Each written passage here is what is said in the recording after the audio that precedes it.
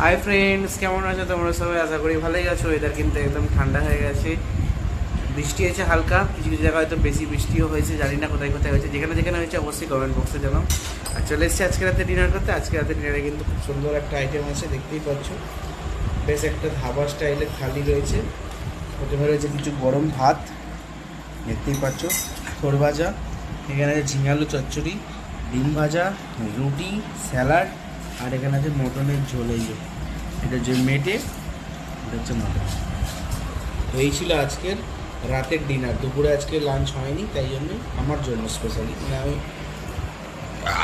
বাইরে খেয়েছি রুটি।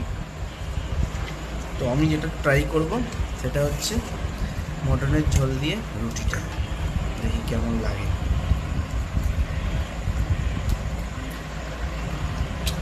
দারুণ, অসাধারণ,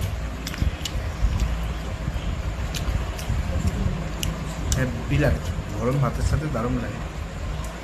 আর ডিম ভাজা তো চলো খাওয়া দাওয়া করি।